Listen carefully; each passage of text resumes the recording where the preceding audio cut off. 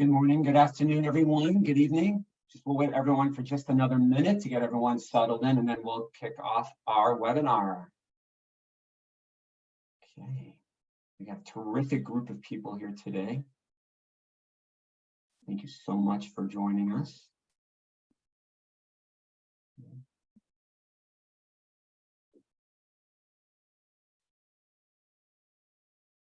Thanks, John. We will. Hey, Hector from Silver Spring, Maryland. Oh, I recognize that name. Hey, Hector.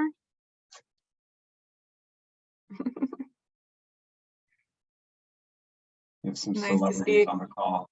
This is celebrity chat kind of thing. Like Celebrity Jeopardy, only better. I see. All Yeah, right. do feel free to say hi, everybody who's joining. Yeah. And where you're from, and favorite color. Maybe not favorite color. Yours is blue, right, Elad? How do you know? The question is, what shade of blue? Exactly. All right, we'll give everyone just one more minute to hop on, and then we'll get started.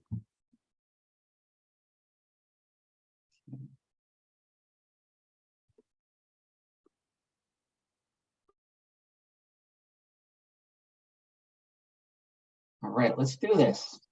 All right, good morning, good afternoon, good evening to our webinar, How to Weather an Economic Downturn with Product Transformation.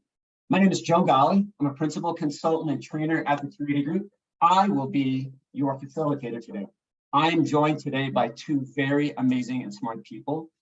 First, let me introduce the founder and CEO of Craft.io, Mr. Elad Simon.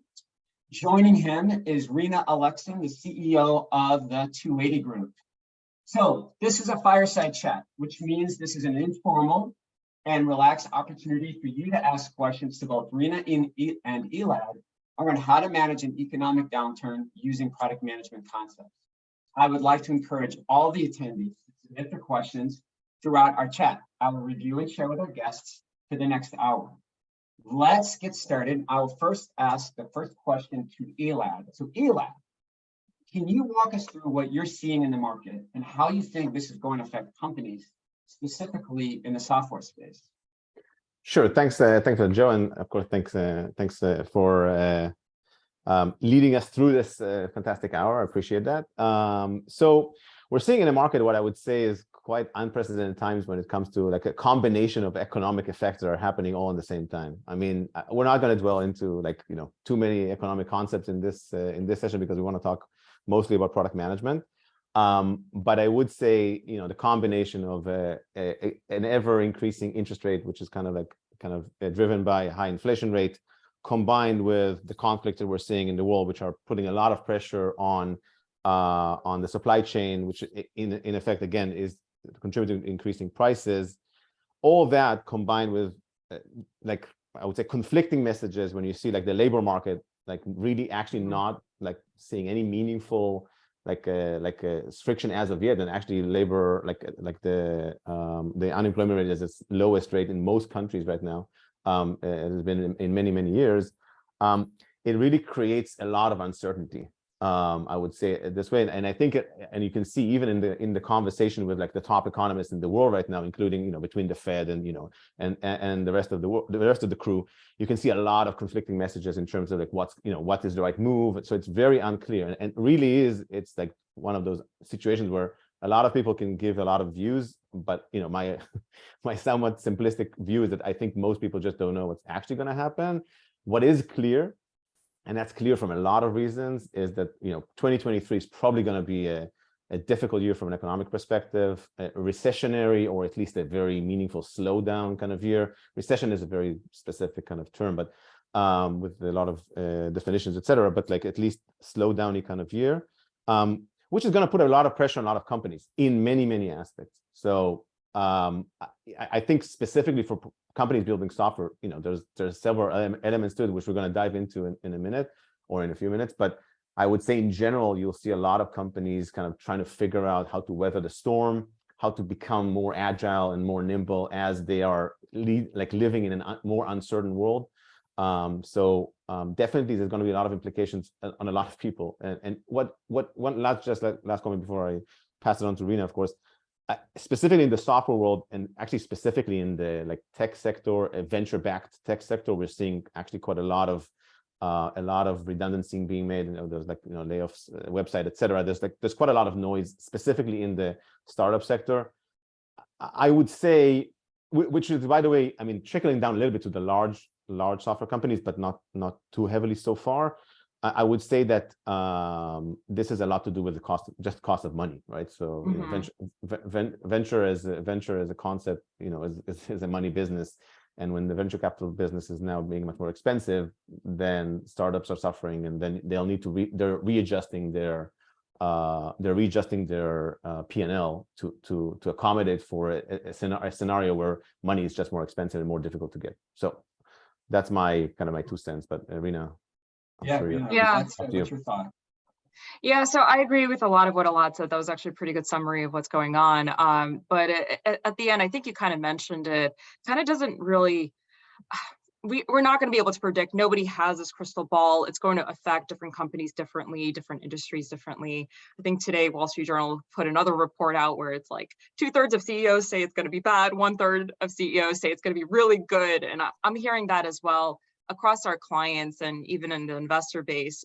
People have differing opinions of what 2023 is going to end up looking like. And so I think the message that we want to share today are just ideas of how do you manage with all of this uncertainty. And my advice is going to be to really go back to the basics. The things that you need to do really well exist in up times and in down times. But in down times, you have less margin for error. And so you need to be much better at execution and decision making. And so that's what we're going to be talking about, I think, today, is like, how do we get much better at making those decisions? Yeah, so really good points by both of you. I think what might help to kind of level set our conversation, who wants to take the question, what exactly, or can we define what product transformation is? Let's maybe level set there. And specifically around that, Hector asked this question. The specific question around it is, how can product managers use this to achieve business objectives with rising economic uncertainty? So I don't know who wants to take the first part and maybe finish off the second part of Hector's question. So I'll take a stab. Product transformation means different things to different people. At the end, I think it comes down to how you make decisions around which problems your company solves, and how do you organize the rest of the company around the solving for those problems. So a lot of the more product-led companies that we work with, they tend to make decisions based on real data and real customer input. Their roadmaps look like they have a strategy behind them. They show the outcomes that they're trying to generate, not just a list of features or outputs. And a lot of those great product managers, they are really good at staying in the problem space. Now, product transformation, it really depends on where you are today in your current organization, what that will mean for you, but it does involve a lot of stakeholder management and change management because it has to start from the top. I like to say, essentially in any company, nobody except for maybe the CEO leadership and the product managers are concerned with what the future of the company will look like, right? Sales leaders are not waking up every day and trying to create the vision and the story of the company of the future. That's really the job of the product manager. And so are you able to craft the vision for the future of the company and get all of those other stakeholders that you need to execute on that vision aligned to it? And that's the outcome that you're really trying to get with product transformation. Yeah. If I can add to that a little bit. So I would say, one, of course, agree with a lot of the things Rina is saying here, but I would say, again, because people are in different parts of their transformation curve or their product management, like let's say skill mastery curve kind of thing, then I think it does eventually mean different things to different people. I would say one more thing, and I think it would kind of align well also afterwards in terms of like how does it help when it comes to weathering the storm, etc. One of the things that I think you'll see companies not doing next year, probably like taking on very, very large scale projects. And I think, I think in many cases, product transformation is like kind of a counterpoint in a way to the concept of project, like of the project mindset, like of saying, hey, we have predictability and like that's our key kind of concept. And we want to know that if we're investing, X million dollars in something, that's the exact outcome we're going to get. That thinking, I think, like is really almost the opposing view to a product kind of mindset. And so in product transformation, I think this is like the ongoing shift of moving the leadership, to Rina's point, the leadership and the company as a whole to a much more kind of like, we're not sure what we're going to build as of yet, but, we're going to base it on, on metrics, and we're going to base it on feedback and on the strategy and on the vision, rather than like predetermining something in advance. And I do think, if I had to synthesize this whole, like, the whole concept in a couple of sentences, I would say, like, the product mindset plays so elegantly into the world of uncertainty. It's almost by design built for uncertainty, whereas the world of project is really trying to create that level of certainty. So I think, again, we'll talk more about it, of course, but I think at the essence there is something very fundamental in how people are focusing on product management as a way to weather a storm in a way. Yeah. I do think, and so I want to kind of jive on this. I do think if I'm going to look ahead, where are the problems going to be for product management leaders? And there's this natural often healthy tension between, I would say, sales and product. And that has to do with, like I said earlier, like sales, what are salespeople thinking about? They're thinking about their number today. How are they going to get to their number today? And in an economic downturn, they're the ones that are feeling the most pressure, right? Because they're seeing customers churn, they're seeing leads go down. So they're going to be wanting to be a lot more reactive to those situations. And so that, I think, is going to be a pretty significant challenge for a product leader if they're not being proactive about it up front and trying to get not just the sales leaders, but the whole leadership team on board with product management is there to build the company of the future. And that means letting go of some of the revenue today. And that's going to be a really painful and really difficult decision to be making if a company is struggling in any sort of way during a downturn. But I've learned this, like, signals are costly, like this is the time where a true product-led company can rise to the top. And that's where we need product leaders to be thinking and operating from. We're building the organization that's going to win after this down market, when the market's going to go up again, we're going to be the best positioned player out in the market because we've made this investment today.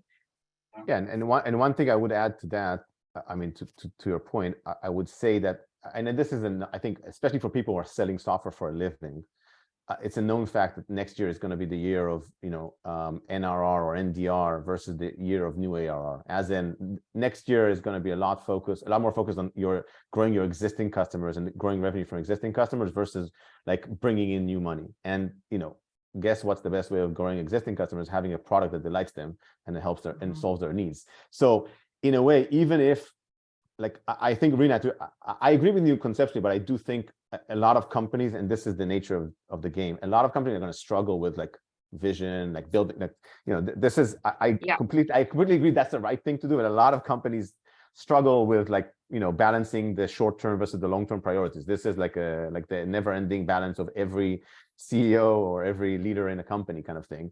And so I think even if you're optimizing for the short term, having a strong product kind of motion that helps your existing customers at least be happy, and that's probably your fastest way to revenue, regardless of the sales organization, I would say, like with your customer success teams or your account management teams kind of thing. So I like however you spin this story, product management is the answer in a way. So yeah, so one of our participants raised their hand, Karsten. Karsten, you have a question for Rina and Elad? You want to come off camera and ask, or maybe, or did you make rephrase the question you asked? So let me do this. I'm not sure if person has the ability. So here, let me read off this question. It says, does this not also relate to misinterpreted corporate incentivization models, procedures? So sales staff is rather focused on the current moment than considering the future of our business. That's a big topic. Yeah, that is a big topic. That's a whole big separate topic to discuss. I mean, I'm excited to talk about it, but it's a whole commission structure for salespeople. That's a whole different kettle of fish. I think that's just going to be, honestly, I think that's going to be the reality. Most commission structures are, I mean, that's what it is. You get paid for the sale that you make today. And I don't think that we're going to be changing that incentive structure. Now, that there are different ways for sales leaders to maybe change it slightly, right? So what I've seen work is to encourage new product introduction. They comp more on product sales from new products, or in the case, and Elad just already brought it up, next year, we would expect to see some of the product roadmap be dedicated to reducing churn, right? That's going to be a business objective for a lot of companies. So perhaps there could be an incentive structure on maybe increasing some commission for repeat customers versus new customers. But that decision is going to be made at the leadership team level. And that's why I keep kind of saying it over and over again. The leadership team has to be aligned on what the business objectives are going to be for next year. And product team, they're going to have to be supporting those business objectives. And so that's, I think that I don't want to take up too much airspace because I see a lot more questions coming in, but I think that's what we want to see from product leaders. Yeah, Rina, there's a question that came from Randy Rollis. Yeah, it's a really good question to kind of follow up, and it's around any recommendations on getting senior leadership to focus on product market fit and growing existing sales, i.e. things that are working versus moonshots. It seems a lot of VCs are focused on profit more than moonshot ideas now. I think, we talk about stakeholder management. It's probably, in all the courses I've taught or workshops I've done, stakeholder management is the single biggest question we get. I don't know, what are your thoughts there? So I didn't hear the first part of the question, but if I understood it correctly, you're saying what is going to be the portfolio mix from the perspective of a startup. Usually the startup portfolio mix is a product of one. But maybe what I understood is how do we grow our existing customer base? How do we grow the product we're currently working on versus moonshots? Okay. It comes back to what Elad already said. It's been a repricing, right? There's been a total repricing across all markets. Technology got hit the most because they were the riskier. So they were the riskier bets. And so the riskier bets get repriced the most because as interest rates rise, and sorry, the economist in me is coming out, but as interest rates rise, asset prices go down. And so the future, essentially the future income from any business plan or any product gets basically cut. So that's why you're seeing VCs essentially say for every dollar we invest, we're expecting to see a much greater ROI in terms of the future cash flow, because the future cash flow that we create 5 years from now is now getting discounted at a higher level. So it means less to them because they could just go and invest in treasury bonds and get 5%. So why would they invest in a startup if they're only going to get, 10%? That doesn't make sense anymore. Yep. Yeah. So if I can add, Joe, to answer the second part of the question, potentially, in terms of the stakeholder management part of things. Yeah. So I would say, I talk a lot about this. I mean, both on talking to customers as well as, LinkedIn kind of conversations that I have with people writing posts, etc. Stakeholder management is probably one of those things that product managers take as, a tax that they have to pay in order to actually do their job, which is building features. And I can't overemphasize how far from reality that is. The core job of product managers is take great decisions and convince everybody that they're great decisions. This is it. I mean, execution, of course, is critical to Rina's point earlier. But if you take good decision based on good data and logical strategy, and then if you're able to convince people that they're actually good decisions and rally people around it, you're on a good path. And the fact, I mean, I think people ask that because I think, it's a difficult thing, to come to, opinionated CEOs like myself, and I'm not going to say anything about Rina, but for sure myself, but to come to opinionated CEOs and leadership and try to convince them to move from here to here, especially when there's like downturn and like there's a lot of uncertainty, that's a really tough job, but it's the job, but it is actually the job of the product manager. And the more I mean, there's a lot written and talked about like stakeholder management, how to do it effectively, etc. But the key thing, if you do nothing but that, is just to say, hey, this is my job. This is a meaningful part. I'm going to invest a lot of time in thinking on how am I going to actually convince these people to hear me out and to like go in the direction that I wanted to go. I mean, I can't overemphasize that point. Like super important part for product managers to learn that, to master that skill of stakeholder management and convincing people in general, I would say. Yeah, and I would add to that, Elad, just from my own experience, for all the product managers that are out there on this webinar, anything you can do to bring your stakeholders with you along the journey. So every time you do a customer visit, every time you get meaningful data, you summarize what you're finding. Share those nuggets of information along the way, right? Whether it's a customer visit, a customer console, you're shadowing them. The more you can feed them that data in little bite-sized digestible pieces, the higher likelihood you'll see them kind of following along with you when it comes to your recommendations. So I just want to add on to that stakeholder piece, because I think that's such an undersold skill of product managers. So Joe, I want to share like a little bit of advice that I got as CEO that I think is pretty relevant for product managers. I once heard somebody tell me about the idea of talking about vision, right? Because when you have vision, communicating that vision can be sometimes challenging because you already know it, right? So you already know what you're going to do. So why do you need to talk about it all the time? And the person said to me, he had said, so what is Billy Joel's favorite song? Piano Man. Like not his favorite song, his famous song, right? Piano Man. Do you think Billy Joel likes to sing Piano Man? But why does he sing it? He sings it for the fans, and he has to sing it until his fans know the lyrics. So I think that kind of is very relevant in terms of vision and bringing stakeholders along. Think of Billy Joel, think of Piano Man. You want your stakeholders to be knowing, not line by line, right? But to be able to articulate your vision for you. Yeah. Couldn't agree more. One other piece of advice while we're on topic of stakeholder management, I think both of us are quite passionate about it. As you can see, we have a lot of, we're all gung-ho on this. But I would say one more thing. Product managers, when they do convince people or try to convince people, they tend to use one muscle mostly, which is like, I mean, I always look at this like with the like logos, ethos, and pathos kind of thingy.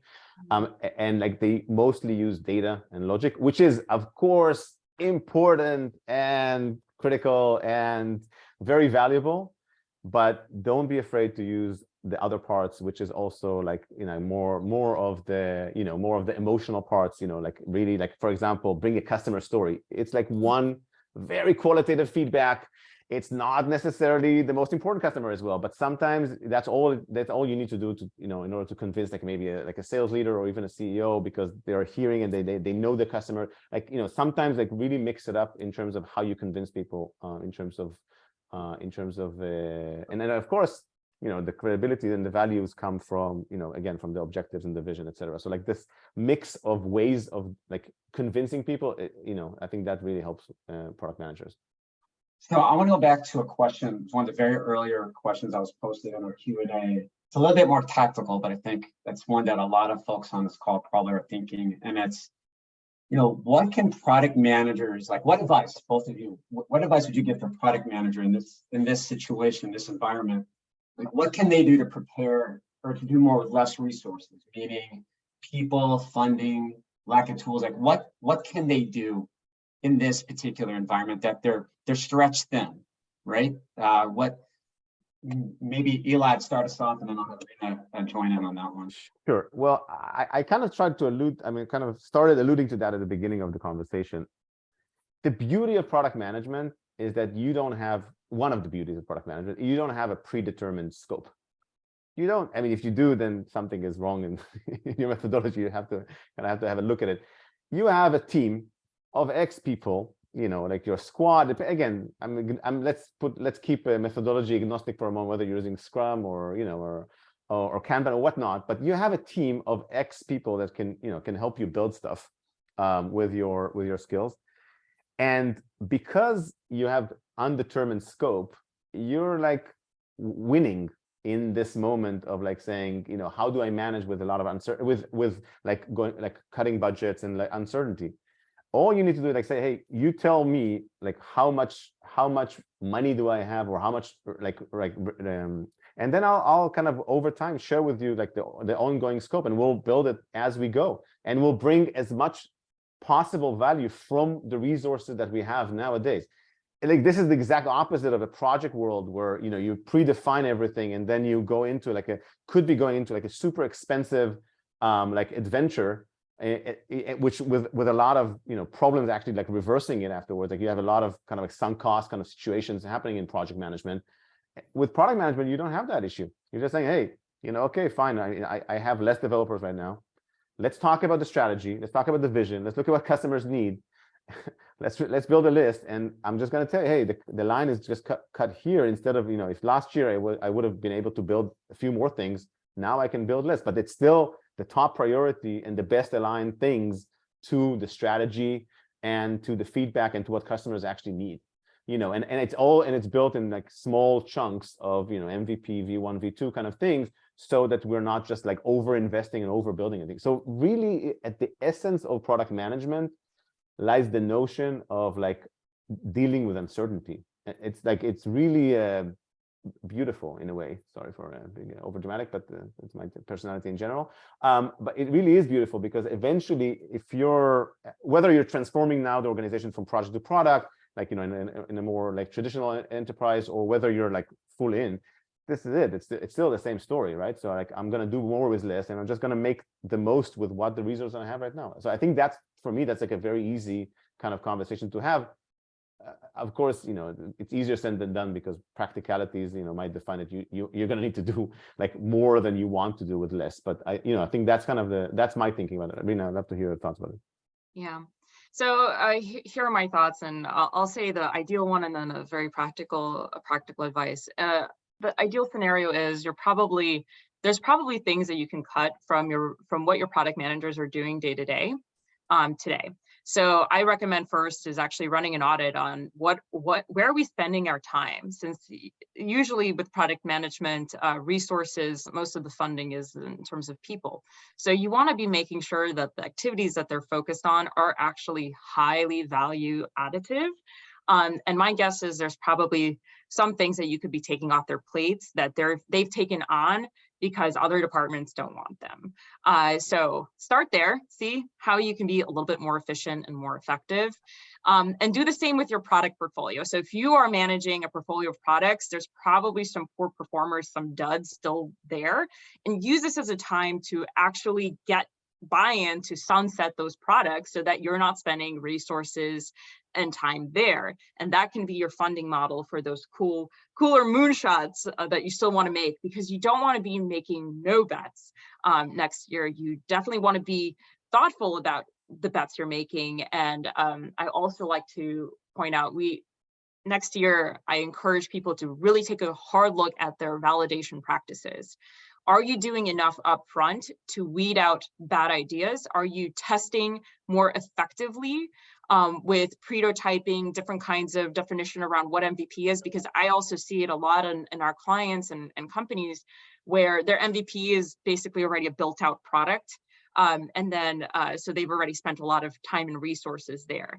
So that's my ideal advice. And then the practical one is, as a leader, if your company is going to be more affected by downturn, and again, I think some of this has already happened, especially in the tech industry, where we have seen some layoffs, some layoffs due to overhiring as well. You as a leader, that question might come to you. It's, who can we cut? And so you you might need to put in that thought early, even though it's uncomfortable. This is your job as a leader. So that's my not ideal, but practical advice is to know ahead of that question being asked. Yeah.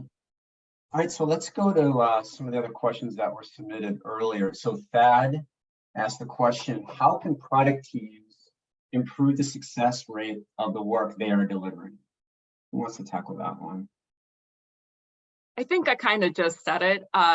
Yeah, so okay. So validation practices. So That's what are you what I doing today? So one, do you actually have success metrics in your products? And not all product managers are actually like thinking, what does it mean to be successful? Successful from the perspective of the actual, like the product is built out in the market, but also successful from the perspective of an experiment. Sometimes when we look at product management teams, their market validation practices are almost like confirmation bias. They're trying to find proof points that tell them that this is going to be valuable, looking at the customers that they have today, but they don't have really good goals set in terms of the breadth of customers, the segments of customers this is appealing towards. So I would start there, goal setting and your validation practices. Yeah. Yeah, and I think eventually, you know, and it all plays back to the same principles, right? So if you look at the metrics, you know, the metrics are not gonna. I mean, one, if you set the metrics to your point, Rina, like, and then if you look at the metrics, they're not gonna lie to you. I think a lot of people avoid that because it's either difficult, complicated, or, you know, they're like, it feels like they're wasting their time again, like because they're not building new features or they're not spending enough time on that. And the other thing, of course, is, you know, again, everything to do with, you know, like collecting feedback in a very effective way so that you're able to like pre-validate things in advance and like really kind of like, you know, obviously it's a cycle, but pre-validate as much as possible your thoughts. In terms of confirmation biases, this is, I mean, that's really a tough one. I mean, that's like, I mean, it's like, I think every product manager, I think every also marketer, I mean, a lot of functions have that like sin of like, you know, I believe something, and then I go look for the data to prove that I'm right, kind of thing. You know, the only piece of advice around that really is just, you know, try to bring in other people from the team to vet your thinking, especially people who are not working on your product. Just like sanity check your methodology in a way, so that, you know, because in a lot of cases, you know, people fall in love, and I say that in a positive way because product managers are very passionate about their products, right? So that's like it's only natural that they're gonna quote unquote fall in love with their own ideas, kind of thing. It is the job of the PM to find anchors in the outside reality to make sure that they're at least, you know, kind of ish objective when they're taking those decisions, kind of thing. So I think really trying to bring in other people from the team to vet your thinking process around validation is very, very helpful, even though it's a little bit time consuming. And I do think, you know, one of the things that might happen next year, I'm not saying necessarily happen, might happen next year, is that you're going to have, because some teams are not going to have as much, let's say, firepower in terms of building stuff, you might have a little bit more time for actually thinking. And I think the pitch to the company and the pitch, again, to leadership in that sense is really talking about, you know, and again, to Rina's point earlier, you're going to want to make less mistakes next year, for sure. So giving it more thought, you know, is probably, you know, and by thought, I mean, you know, again, validation, strategy, et cetera, it's probably like, you know, the right thing to do, even though it looks like, you know, you might slow things down kind of thing, but actually in practice, we all know this, right? So, I mean, we all know that eventually people end up like having a lot of velocity when it comes to actual development, but they're building the wrong things. You're not getting anything. You're just like, you know, crashing into a wall faster. It doesn't make your products better or stickier, kind of thing. So Elad, you brought up something that I think is so important. I want to stress it, and it has to do with bringing the kind of what we talked about earlier with stakeholder management. One of the things that I see that does help ensure product success is better stakeholder management, and also, again, at the leadership team level. So what we find is I've heard it directly from product leaders where, or even stakeholders not in product, stakeholders, executive stakeholders outside of product, where they say, okay, product manager brought me this business case. And then the thing was built and it didn't meet the business case, and I don't know why we invested in it. And that's where I say, well, where are the checkpoints in between where product managers are actually communicating to the executive stakeholders of progress, of what the goals are? Are we hitting them? Are we out of bounds? We offer this one pager. It's really accessible on our, I don't know if we could provide it as like as a read post the webinar, but just a one pager to kind of just at the executive level, share what the product vision is, what problems that product is solving, what the boundaries are. And if at any point that product is out of bounds, that should be communicated to the entire executive team. And the decision should be made then, not when the product is already launched, but at the point when that product looks like it's not going to meet its goals, the decision should be made as whether or not to decommission it or to continue and invest it with the amended boundaries. So, yeah. And I think to your point, Rina, I think that's probably going to happen next year more naturally in a way. I think that's probably going to happen whether you like it or not. As a PM, it's probably people are going to start questioning more and more. The only advice is just welcome it. Just like actually that's good practice. I know it's like in some cases, especially in the startup land where you have, like I think, historically a lot of money was just flowing and people just like build stuff because that's the idea that they had. There's going to be more scrutiny. As a PM, you should bless the scrutiny. I mean, again, if it's like micromanagement and you want to run away run to the hills, then maybe not. But but if it's scrutiny that helps you kind of think through like small chunks of your progress, fantastic. You should like bless it and just bring it in. So there's no place to hide, right, when things are going down. yeah, absolutely. So one of the questions that came into the chat was how to possibly, so Carson asked, how to possibly beta test or A/B test a new product idea at an early stage before investing tons of resources, time and money. What's our approach or suggestion on this? Oh my God, I think we teach a whole couple classes on this. I could talk about this for a good half hour. I mean, I think Rina, you would agree. We introduced this concept called prototyping, right? So it's before you write a line of code, you do something like a paper mock-up, or maybe you do a video or a storyboard, and you get it in front of your users, and you validate whether or not this new concept is going to deliver value, right? You get in front of your customers with your hypothesis, and you want to validate it before you actually bring it to your delivery team and have them begin building it. I mean, I think, and that may sound simple, but that's probably one of the safest bets because it's all about managing risk, right? That's stakeholder management and managing risks are probably at the forefront of effective product management, right? Yeah, I think it's also around developing the right hypothesis. So, the experiment that you're trying to run should match what hypothesis you're trying to test. So think back to early grade school science projects. So like write out that hypothesis and try to design the experiment for it. Prototyping, I mean, landing pages, there's a lot of ways to see whether or not there's interest in this product.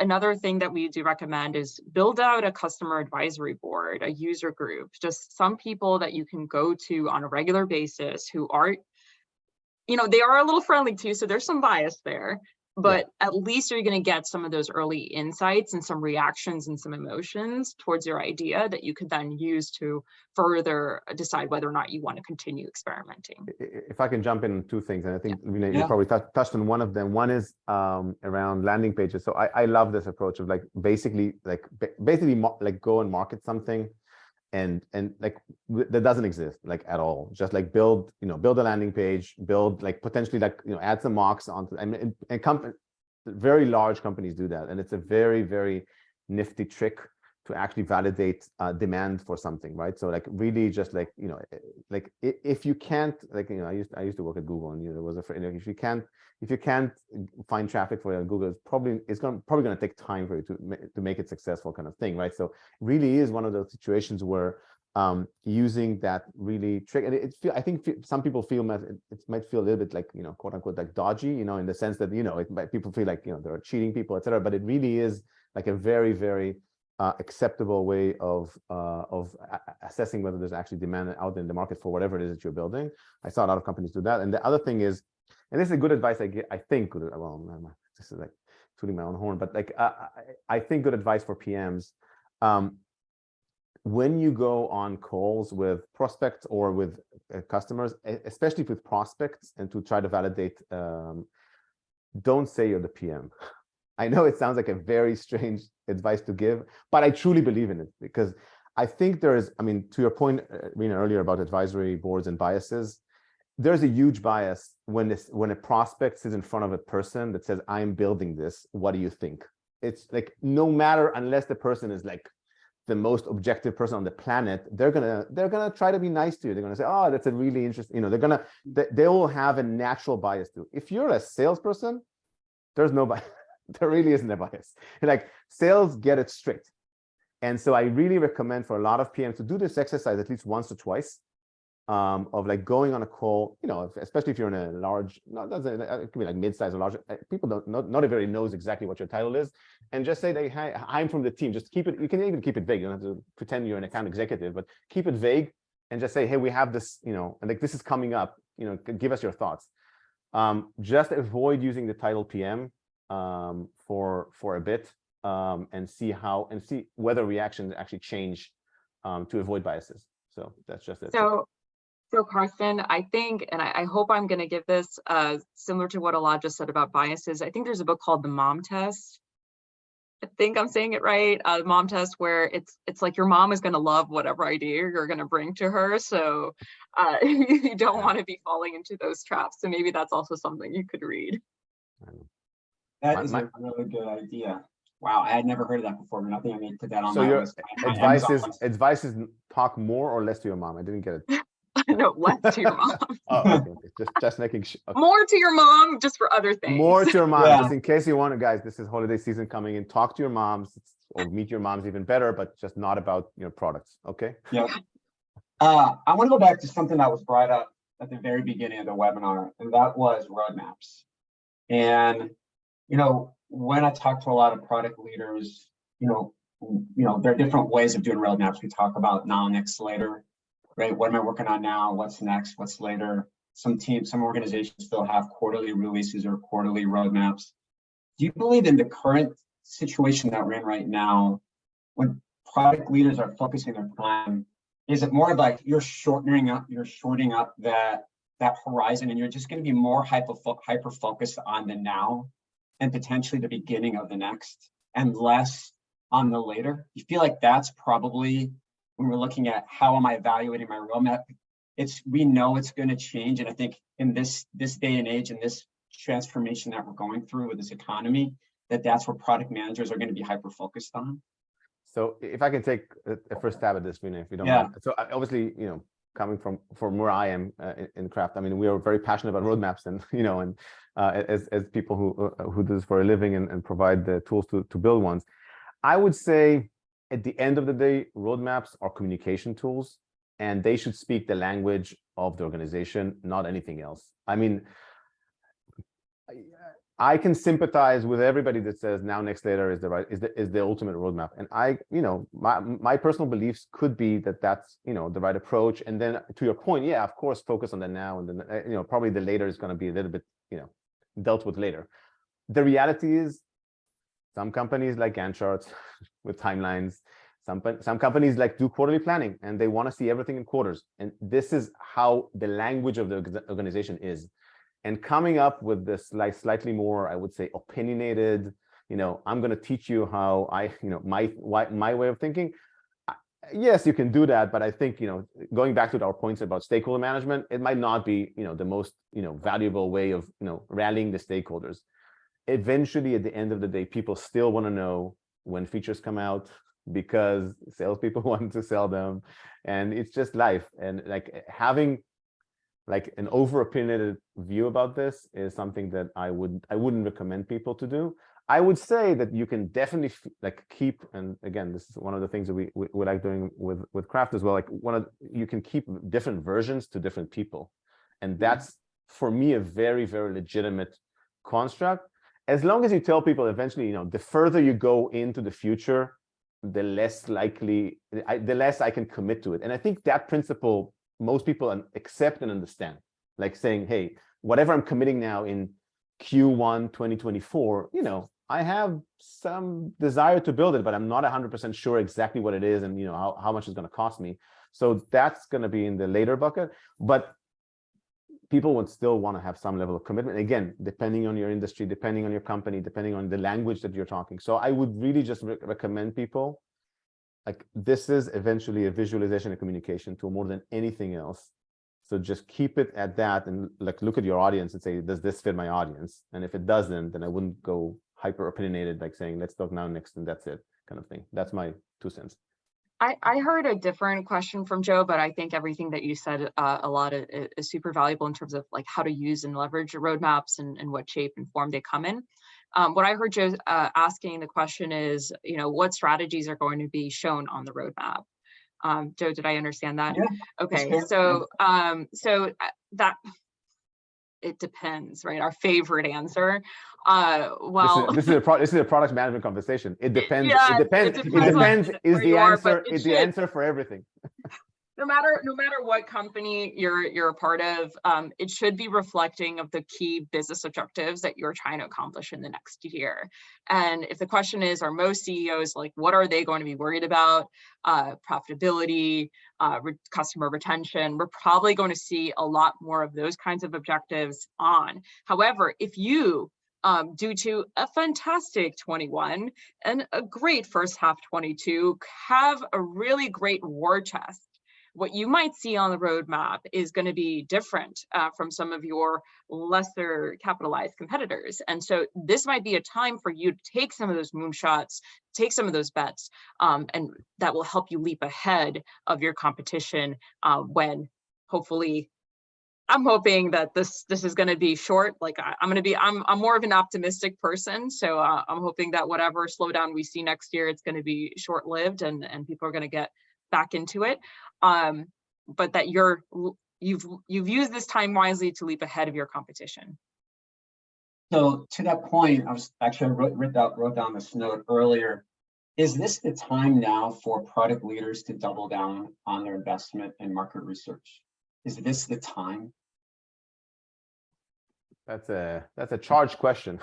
I mean, yeah, but it's always one that gets a lot of pushback, right? It's the investment. I know. Look, it's a charge. I'll tell you why. And I think, and Rina, I'm sure I agree with everything, most of the concepts you're saying here. But the realities are, you have to be very, very, very tone sensitive to where the company is going.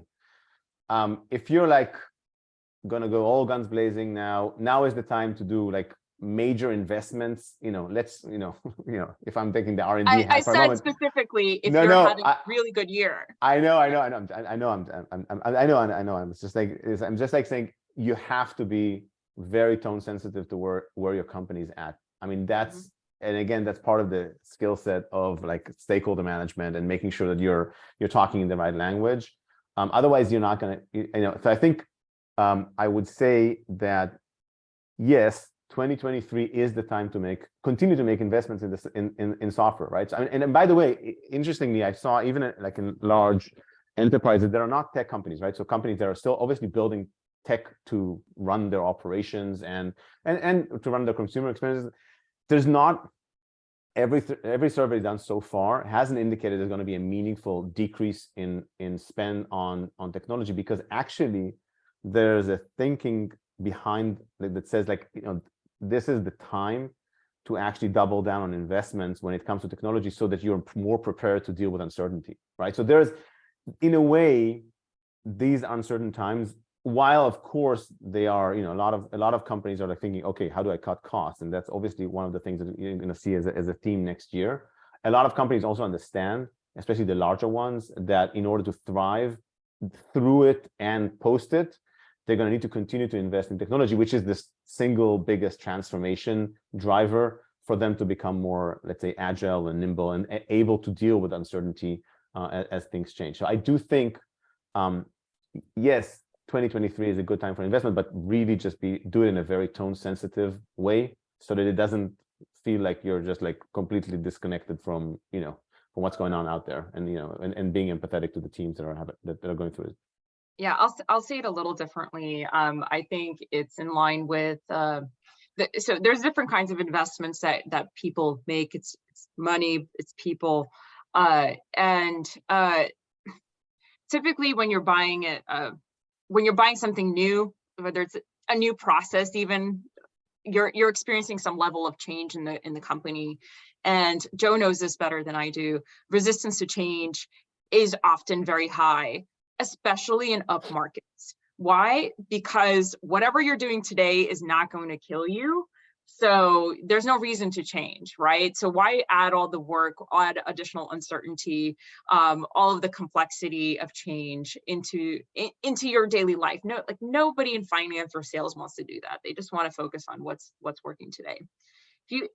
If you add to that equation now uncertainty of the overall environment, that resistance to change does go down. Now, you still have to have a compelling reason to do anything, whether it's install a new practice, install a new software. You have to have a compelling reason to do it. But if now the argument around, if we don't do this, the status quo might actually kill us, like that's super powerful. And so if you can have that message for the benefit of the company, ultimately you're trying to deliver that 3-year picture where the company is doing so well in the future. Today could be where that message lands. Yeah, and I think, and to your previous point, I think a lot of teams are going to be pressured to be more effective and to be more efficient. I mean, this is going to be a theme, like do more with less, and I know that's going to be a common theme. We're going to hear from a lot of companies, like regardless of how affected are they by this slowdown. And so this, to your point, the investment in change, whether it's processes or tools, etc., to actually deliver that like gains in efficiency and effectiveness are definitely worth their while. I know it might, of course, there's always resistance to change. Like that's a given in any organization that I've ever worked with or in. But to your point, if next year you're now supposed to do like the same or kind of the same-ish with like whatever 2/3 of the people that you had before, you're going to need to, like, you're going to say, oh, well, I might need to change the way I'm working anyway, because I can't achieve this with my current ways of working. So maybe it's time to optimize my process, or maybe it's time to stop copying, pasting stuff from one system to the other, or whatever it may be. People are going to come up with that thought of saying, hey, how do I gain efficiency and effectiveness so that I'm able to weather this storm in a better way? Yep. So I think we have time for probably one, possibly 2 questions. We got a question from Milton, and he asks, in those times when we have to do more with less, do you consider OKRs, for those who don't know, objectives and key results, of that approach an effective way to drive strategic decision-making and prioritize what will be done, and therefore get more commitment on or with stakeholders? Elad's got 2 thumbs up. Elad, I'll let you I'll let you start out. Sorry, I think we're both like passionate about OKRs. So I'm gonna do my I'm an ex-Googler, as I said earlier, and like, so I drank all the Kool-Aid on OKRs a long time ago. OKRs, and I speak to my team about it all the time. It's the easiest way of sharpening your mind about prioritization. It's just bluntly easy. Does it work for the objective or key result? Yes, it's on. No, it's out. It's like simple. It's like dead simple. So it has a lot of complexities, and there's like cascading down and all. There's like it's not a simple thing to implement at a wider scale. But the concept of OKRs, saying, hey, I'm aligning all my actual deliverables or my work to a very small number of predefined things that I'm defining like on a quarterly basis, and I'm updating them on a quarterly, and I measure them with the key results. It's like gold for understanding what's important and what's not important. And next year, that's the name of the game. Like, if you know what's important and what's not important, you're gonna be a winner. And so having those crystal clear objectives in front of you and attaching those like things that you're working on to those objectives, so that you're able to say, yeah, this is important or this is not important. It's like gold. That's my 2 cents, but I'm sure Rina will completely I'll add an asterisk. I'll add one. I think that's kind of important to mention. Yes, if you don't have 10 of them. Okay. Totally. No. 10 objectives. Right. 10 objective is the cop-out way of saying I'm prioritizing everything. That's fine. Exactly. So your leadership team needs to define what I would, if they're bad at this, I would say 2. Right? Yeah. Maybe 3.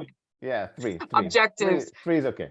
Yeah. So what are those like actually because it's about prioritization, it's about resource allocation, it's about saying no to other things.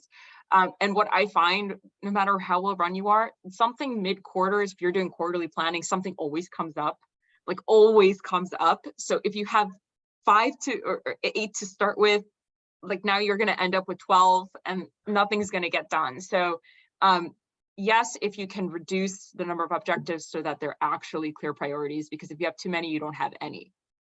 I couldn't agree more with that asterisk. That's the cop-out way of taking OKRs and making them deciding for everything. All right, so I want to go back to management. So we talked about stakeholder management. What about customer management, or you know, when we talk about the environment that we're in, product managers are asked to do more with less. Not only do we have to keep stakeholders aligned, you know, along our journey, but let's say we've made promises to our customers and now we can't meet them because we have fewer resources. You know, as our last question, how do we manage that? How do product managers manage those expectations of customers, right? And I think sales probably plays a big role in this, but what's your experience or what's your guidance to that particular challenge that PMs face today? You want to start, Rina? Yeah, sure. No, up to you. Go ahead. Okay.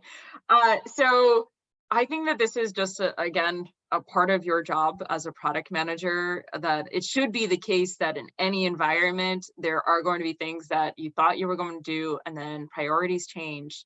I think even great product managers sometimes are in the situation where they've overpromised, and so there's really nothing that you could do but have a genuine and honest and transparent conversation with the customers that you've said you're going to deliver something, and you're gonna, I mean, it's going to be an uncomfortable conversation, and it's your job to have it.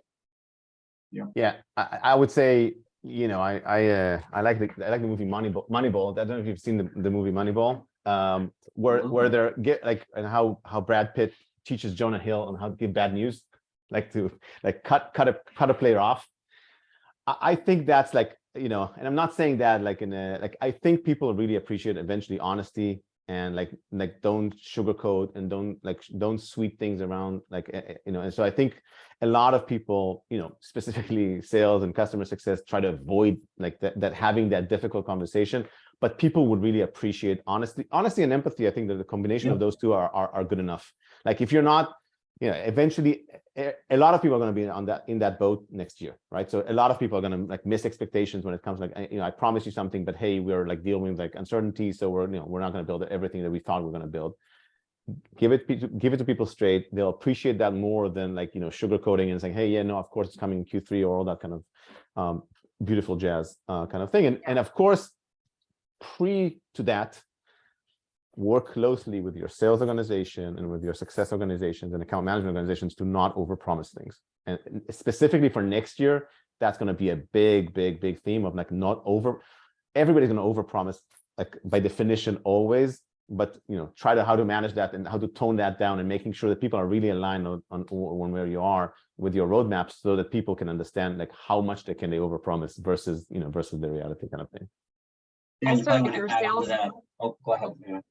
If your salesperson overpromised, you know, this is also an opportunity to get them on your side by making them kind of the hero. Like they really try to go at bat for you. And I don't know if that has ever happened, but you could get a better rapport with your salesperson so that you don't throw them under the bus. Of course.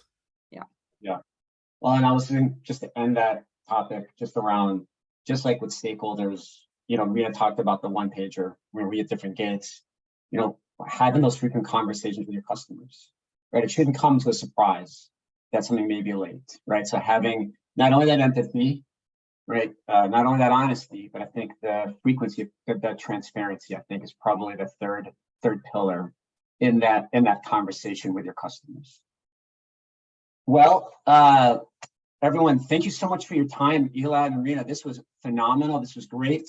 We're going to save this video. We're going to post it on our channels, so that way, if you weren't able to make it today, or if you want to come back and listen to our voices again and hear what we have to say, be on the lookout for more webinars in the future between 280 Group and Craft.io. But with that, I just want to say thank you to our two panelists. You guys did a phenomenal job, and to everyone out there, happy holidays, happy Hanukkah. Please be safe, and hopefully we'll hear from you soon.